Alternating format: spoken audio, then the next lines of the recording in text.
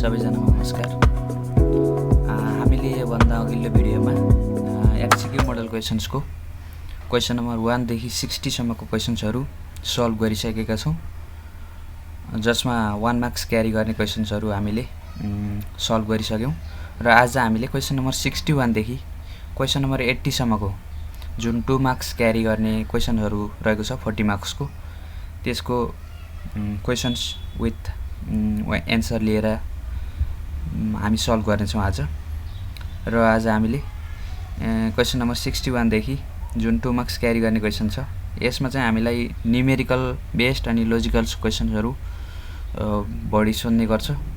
र numerical based क्वेसनहरू भएकोले यसको यहाँ ड्रइङ गर्न अथवा यहाँ लेख्नका लागि अलिक गाह्रो हुने भएको भएर मैले एन्सर्सहरू पनि तल सल्भ गरेर लिएको छु। र आज हामीले क्वेसन नम्बर 61 देखि सुरु गरौँ। Two identical cells, whether joined in a series or in parallel, are supplied with the same current when connected to an external resistance of the 1 ohm. The internal resistance of the each cell will be. यसको right answer 1 ohm. यसको answers कसरी आयो भन्दाखेरि हाम्रो जुन सिरिजमा हुन्छ त्यसमा total EMF ई भनेको डबल हुने भयो, 2E हुने भयो। अनि टोटल इन्टरनल रेसिस्टेन्स भनेको 2R। अनि करेन्ट कति हुन्छ, आइएस भनेको 2E divide by 2R plus 1। यो टोटल इन्टरनल रेसिस्टेन्सको केसमा प्लस 1 हामीले एड गर्ने गर्छौँ। अनि प्यारललको केसमा के हुन्छ, टोटल इएमएफ ई हुने भयो अनि टोटल इन्टरनल रेसिस्टेन्स भनेको हाफ हुने भयो प्यारललमा, हैन। अनि करेन्ट आइपी, प्यारलल करेन्ट भनेको E divide by R by 2 plus 1 हुने भयो। अनि हामीलाई के भनेको छ, इफ सेम करेन्ट छ भनेको छ भने अब IS equal to IP, IS equal to IP को केसमा के हुने भयो त भन्दाखेरि जुन हाम्रो यो पर्सन रहेको छ, यो पर्सन र यो पर्सन सेम हुनुपर्ने भयो, हैन, सेम हुनुपर्ने भयो। अनि यो सेम गर्दाखेरि अनि सल्भ गर्दाखेरि आर को भ्यालु 1 ओहम आउने रहेछ। भनेपछि यसको answer option D is the right answer. अब हाम्रो question number 62। The power of a 3-phase 3-wire balance system was measured by the 2 wattmeter method. The reading of the wattmeter was found to be double than the other. What is the power factor of the system भनेको छ। अब हामीले दुईटा वाटमिटरहरू W1 र W2 लाई consider गर्न सक्छौँ। अनि के भनेको छ भन्दाखेरि एउटा वाटमिटरको रिडिङ अर्कोको डबल छ भनेपछि W1 equal to 2 into W2 भनेर हामीले कन्सिडर गर्ने। अनि हाम्रो फर्मुला छ 10 phi is equal to √3 W1 minus W2 divide by W1 plus W2। अनि √3 अनि W1 लाई हामीले 2 इन्टु W2 मानेको छ, हैन। अनि यस्तो भ्यालुहरू राखौँ। अनि यसको 10 फाइ को भ्यालु 1 बाई √3 आयो। अनि फाइ को भ्यालु 10 इन्भर्स 1 बाई √3 गर्दाखेरि 30 डिग्री आयो। हामीलाई पावर फ्याक्टर सोधेको छ। पावर फ्याक्टर भनेको कस फाइ, कस फाइ को भ्यालु कति आउने भयो, cos 30 0.866 nearly equal to 0.87 is the right answer. Question number 62 को answer option C, option D, C is the right answer. The hysteresis and the eddy current losses of the single phase transformer on 200 voltage 50 Hz supply are PH and PE respectively. The percentage decreases in these losses when operated on the 160 volt 40 Hz supply would respectively be. हामीलाई percentage decreases in the losses सोधेको छ, hysteresis and the eddy current loss. पहिला चाहिँ हाम्रो single phase transformer थियो जुन 200 voltage 50 हर्जमा supply भएको थियो है। जसमा हिस्टेरिसिस लस भनेको पिएच अनि इडी करेन्ट लस भनेको पी थियो। अब चाहिँ कति पर्सेन्टले त्यो लसेसहरू डिक्रिज हुन्छ भनेर सोधेको छ। यसको सल्भ गर्दा hysteresis loss PH is directly proportional to the frequency and the B max को पावर यान। अब हामीले यानको भ्यालु दुवैमा सेम एज्युम गरौँ 1.6 अनि BH max directly proportional to the V by F अनि भी बाई एफ को रेसियो भनेको 200/50 थियो। 200 भोल्ट डिभाइड बाई 50 हर्ट्ज भनेको 4 आयो है। अनि Ph is directly proportional to the f dash. अब हामीलाई न्यू फ्रिक्वेन्सी भनेको कति छ भन्दाखेरि 40 हर्ट्जमा अपरेट गर्ने भनेको छ हैन। 40 डिभाइड बाई 50 गर्दाखेरि 0.8 अनि डिग्रिजले कतिले भयो त भन्दाखेरि 0.8 भनेपछि 0.2 को लस देखियो भनेपछि 20% लस आयो। This doesn't match any option directly. Standard pH is directly would be recheck pH is constant अनि pH हिस्टेरिसिस लस भनेको 40 divide by 50 into pH old भनेको कति आउने भयो त भन्दाखेरि 0.8 इन्टु pH ओल्ड। अब 20% लस भएको छ भनेपछि फर द इडी करेन्टमा PE is directly proportional to the F square B MX को square. B max is equal to constant भन्ने भयो हैन।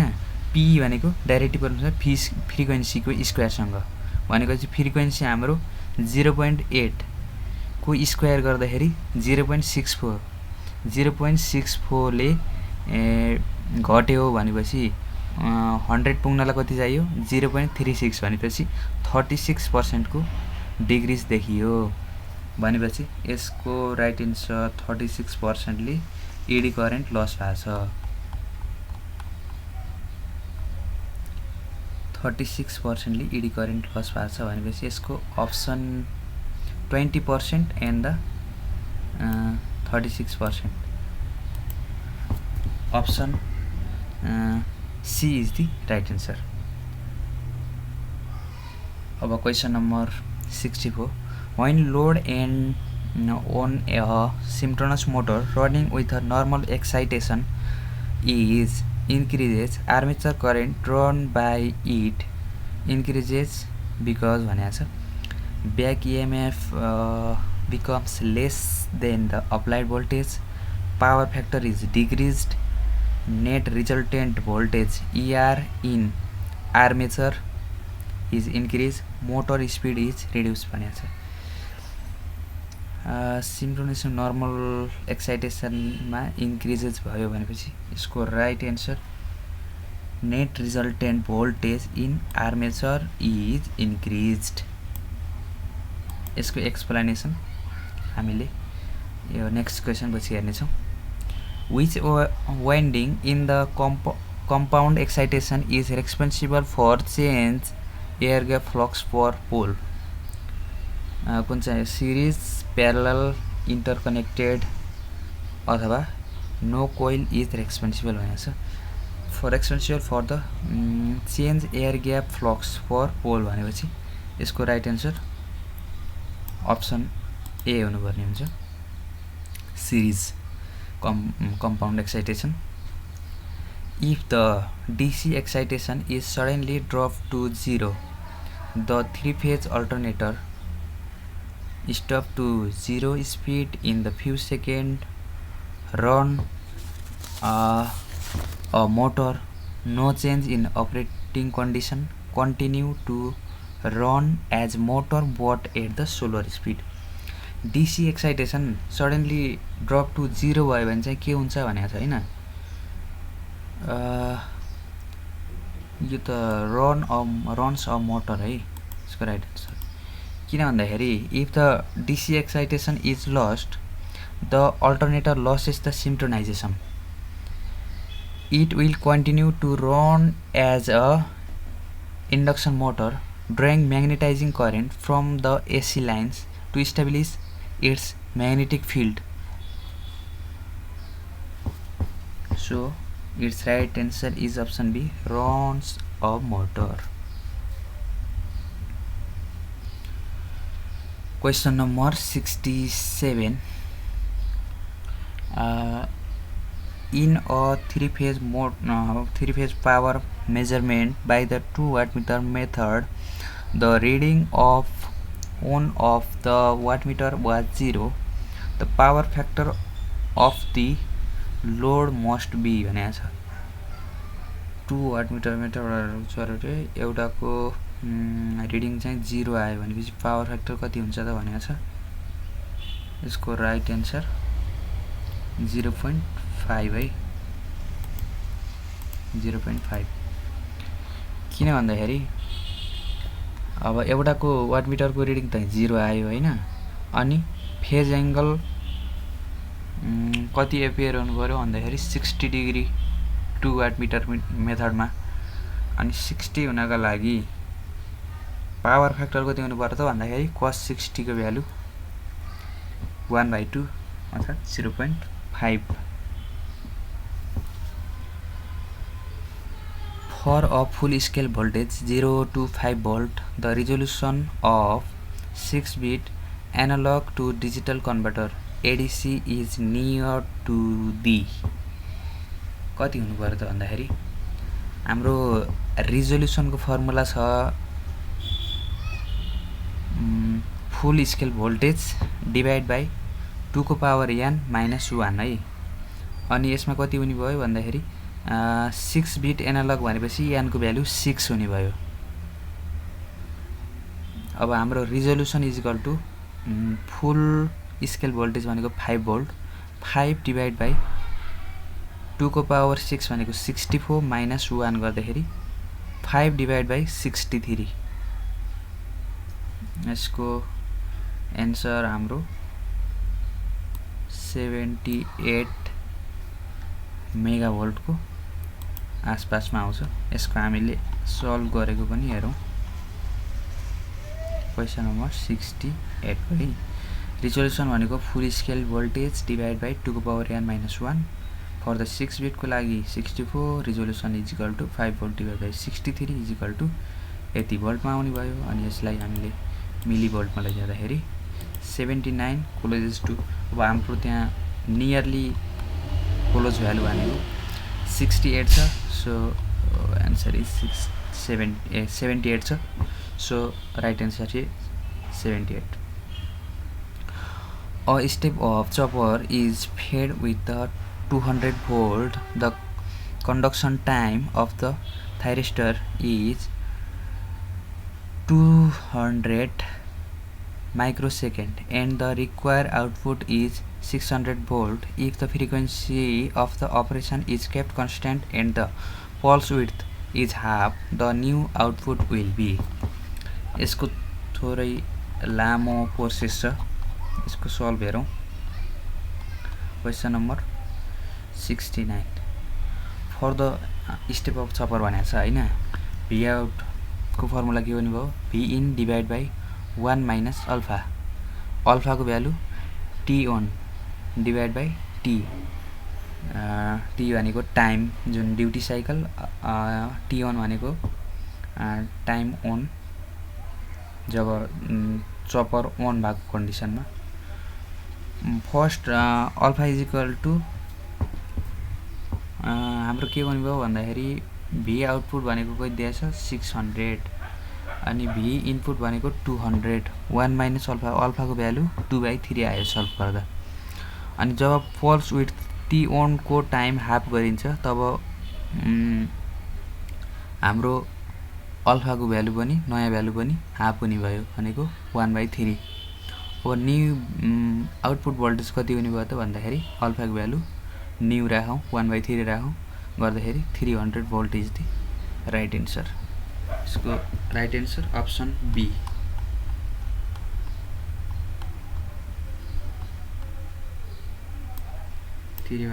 volt is the right answer. Question number 70. snubber circuit are used with the thyristor to see the SCR turn on at the voltage much less than its forward break over voltage, to protect the gate circuit, to limit the rise of voltage dV by dt, and to limit the rise of the current di by dt. इसको right answer option C, option C is the right answer.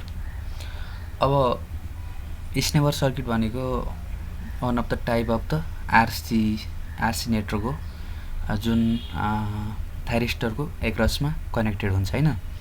जब यसले चाहिँ के गर्छ भन्दाखेरि falls ट्रिगिङहरू अथवा damage भएको बेलामा यसलाई प्रिभेन्ट गर्ने गर्छ थाइरिस्टरलाई by limiting the rise of the anode to cathode voltage. भनेपछि के हुने भयो त भन्दाखेरि डिभी बाई डिटीलाई रेस्पेक्टमा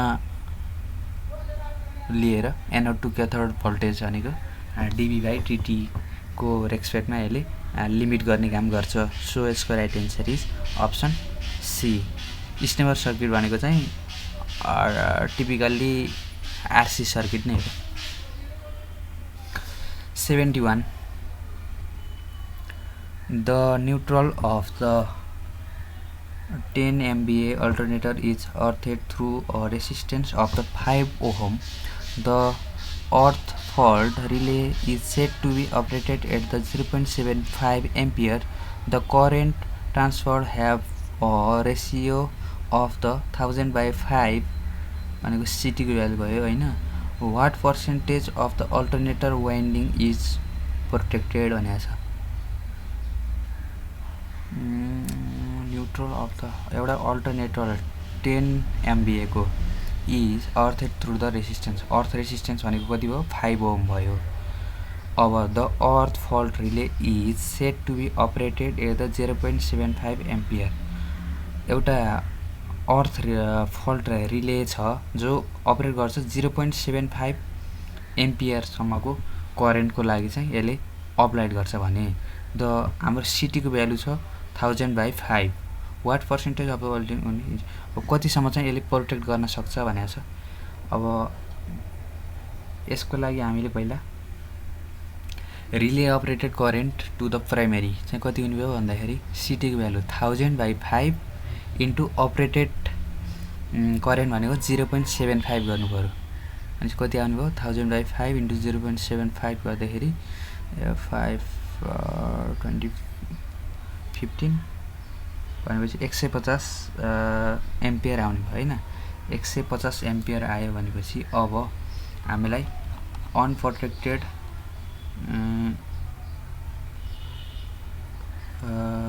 यसको 71 150 एम्पियर करेन्ट आयो। अब let x be the percentage of the winding unprotected. हामीले पहिला अनप्रोटेक्टेड वाइन्डिङ को भोल्टेजलाई क्याल्कुलेट गरौँ। अनि भी फेज भनेको हाम्रो कति छ भी फेज को फर्मुला भनेको हामीलाई एमबीए दिएको छ divide by √3 into rated voltage divide by √3 गर्नु पर्यो हैन। अनि percentage winding unprotected is equal to I fault into neutral resistance into 1000 divide by V phase. अब हाम्रो भी फेज भनेको कति हुने भयो भन्दाखेरि 11 केबी मानौँ। अब 11 केबी मान्दाखेरि 11 केबी डिभाइड बाइ √3 गर्दाखेरि हाम्रो फेजमा आयो। अनि आई फल्ट को भ्यालु कति आउने भयो भन्दाखेरि आई फल्ट को भ्यालु आछ हाम्रो 150। अनि हाम्रो अर्थ रेसिस्टेन्स न्यूट्रल रेसिस्टेन्स को भ्यालु दिएछ 5 ओहम भनेपछि 750 भोल्ट आयो। अब पर्सेन्टेज अनप्रोटेक्टेड भनेको 750 डिभाइड बाइ हाम्रो रेटेड भोल्टेज जुन फेजमा रहेछ त्यो गर्दाखेरि हाम्रो कति आयो भन्दाखेरि 11.8 इज द राइट एन्सर। 11.8 हाम्रो option D is the right answer. Question number 72 The transformer is rated at the 11 kV 4 kV 500 kVA 5% reactance. What is the short circuit MVA of the transformer when connected to an infinite bus भनेको छ। यो हामीले power सिस्टममा पढेको वाला question आयो। यसमा के हुन्छ भन्दाखेरि सर्ट सर्किट एमभीए को formula transformer MVA rating divide by per unit reluctance हैन। अनि हाम्रो 500 केभीए छ भनेपछि 0.5 एमभीए डिभाइड बाई 0.05 5% भनेको पीयुमा लैजाँदा 0.05 गर्दाखेरि कति आउने भयो त भन्दा यसको राइट आन्सर 0.5 0.05 गर्दा 10 MVA is the right answer. Question number 73 The source impedance of a 300 km long overhead line is 180 ohm. For a 150 km length of the same line, the source impedance in the ohm would be भनेको छ। ओहममा कति आउँछ भनेको छ। Source impedance 300 किलोमिटरमा कति छ 180 छ। अनि 150 किलोमिटर लेन्थको सेम लाइनमा कति इम्पिडेन्स देखा पर्छ भनेको छ।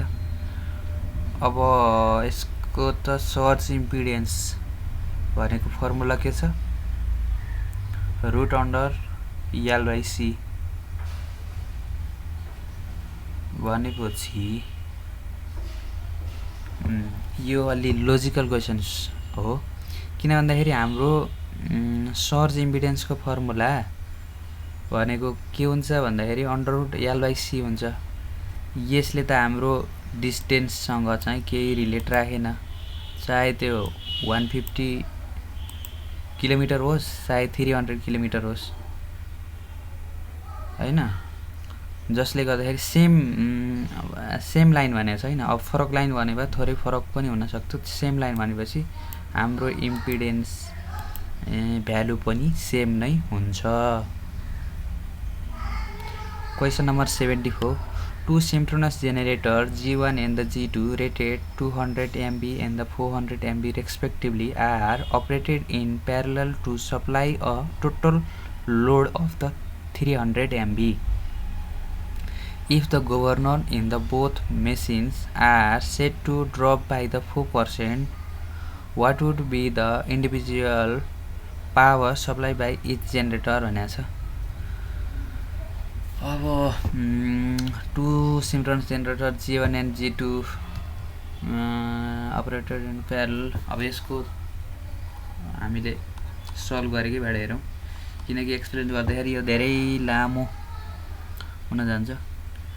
For the generator in the parallel with the droop यो भयो। त्यसपछि चेन्ज इन फ्रिक्वेन्सी भनेको कति हुने भयो त del F by F equal to percentage of the droop into del P by P rated. अनि सल्भ गर्दै जाँदा 4% G1 एन्ड G2 4%ले ड्रप भयो भने होइन। अनि 4%ले ड्रप हुँदा दुईटामा कति कति देखा पर्छ भनेको छ P1 एन्ड P2। एउटा P1 and P2 2P1 plus P2 यो 300 आयो। अनि 300 आएपछि 3P1 is equal to 300 P1 is equal to 100। अब P2 कति आउने भयो त भन्दाखेरि 200 MV आउने भयो। यसको right answer D is the right answer.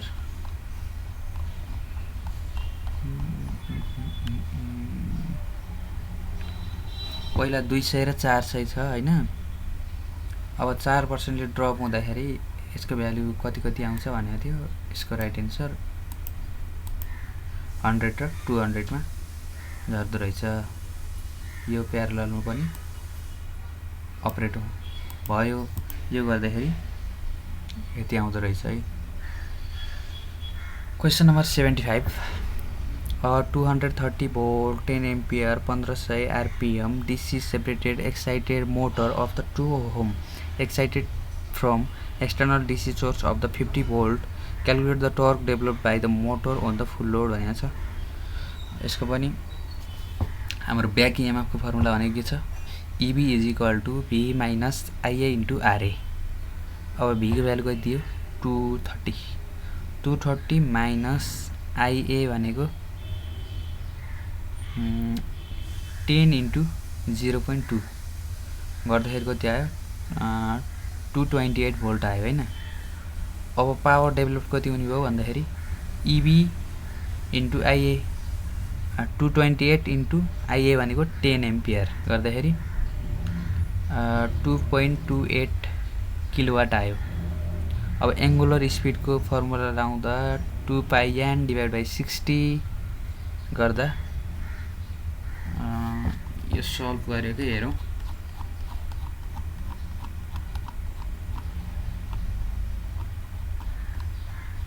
Question number 75 को है।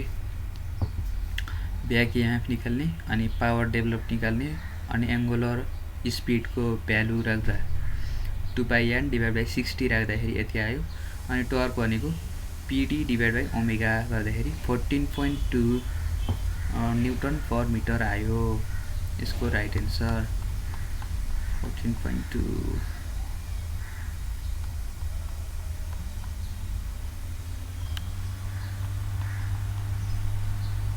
इसको right answer 14.2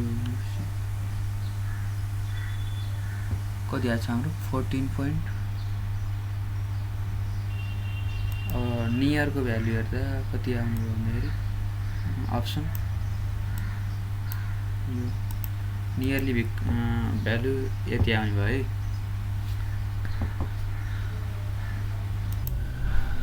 Now question number 76.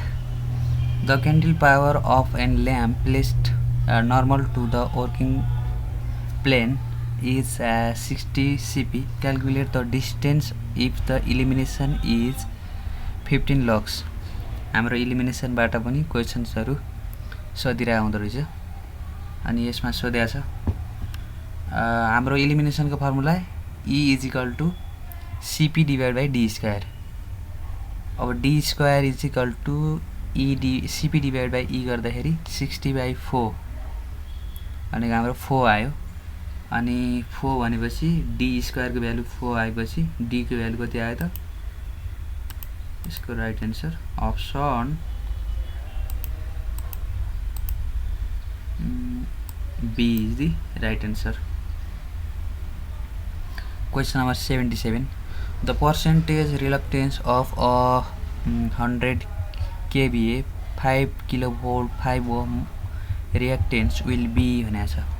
percentage reactance को भ्यालु यो हामीले सल्भ गरेकै क्वेशनबाट हेरौं।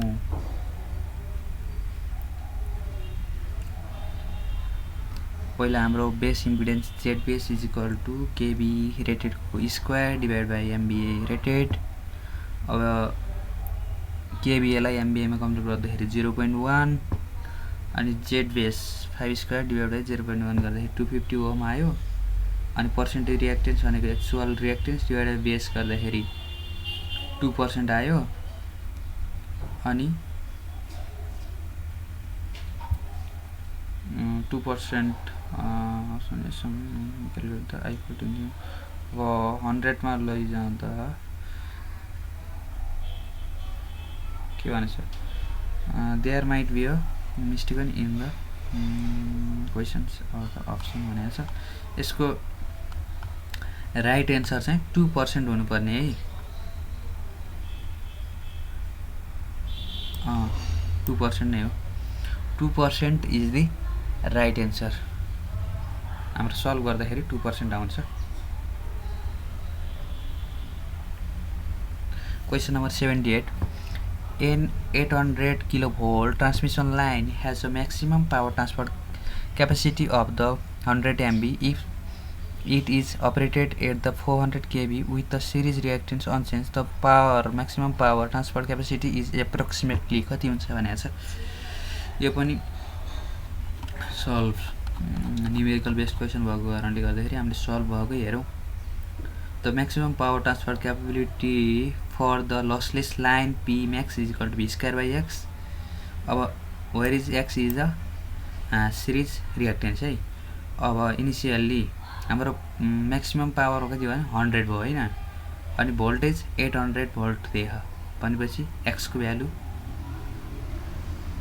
यति हामीले एजुम गर्यो हैन। अब P max न्यू भनेको 400 को स्क्वायर डिभाइड बाइ यति हुने भयो। अनि अब रेशियो निकालौँ, रेशियो निकाल्दा 1/4 आयो। अनि P max न्यू भनेको चाहिँ 100 डिभाइड बाइ 4 गर्दाखेरि 25 MB आउँदो रहेछ। यसको right answer option C.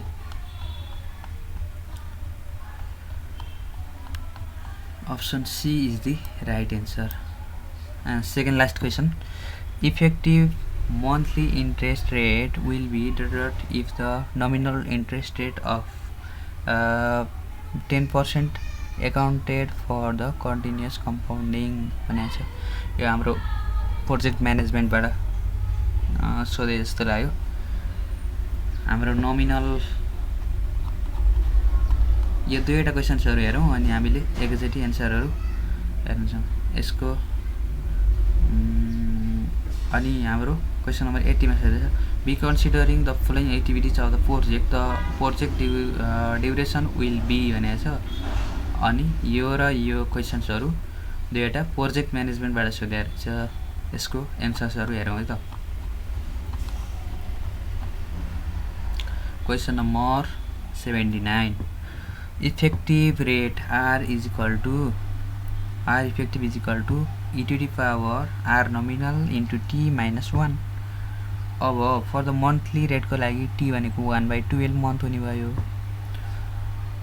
R effective भनेको e to the power 0.10 nominal rate into time भनेको कति छ 1/12 minus 1 गर्दाखेरि कति आयो त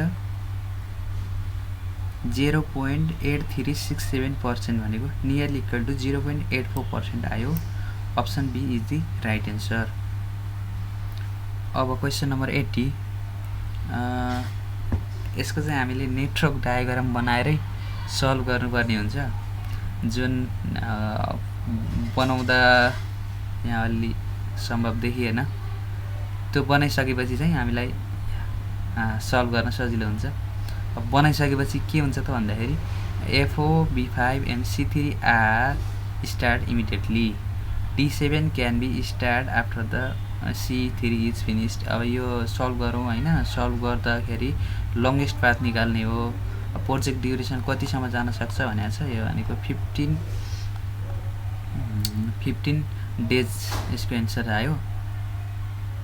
15 डेज अप्सन सी यसको एन्सर आयो। यसको भनेको कति आयो हाम्रो 0.84 आयो है। भनेपछि यसमा प्रब्लम भयो भने फेरि हामीले अर्को भिडियो पनि बनाउने छौं। आजलाई हामीले 2 मार्क्स को क्यारी गर्ने क्वेशन्स क्वेशन नम्बर 61 देखि 80 सम्मको क्वेशन्स विथ द एन्सर्सहरु सल्भ गरिसकेका छौं र कुनै कन्फ्युज भएमा फेरि नेक्स्ट भिडियोमा हामीले सल्भ गर्ने छौं। आजलाई यति नै। फेरि हामीले क्वेशनहरु सबै रिभ्यु गरौँ। क्वेशन नम्बर 61 देखि हामीले आज सुरु गर्यौं, जुन 2 मार्क्स क्यारी गर्ने क्वेशन्सहरु। हामीले 60 सम्मको क्वेशन्सहरु चाहिँ पहिले नै सल्भ गरिसकेका छौं। आजलाई यति नै। Thank you.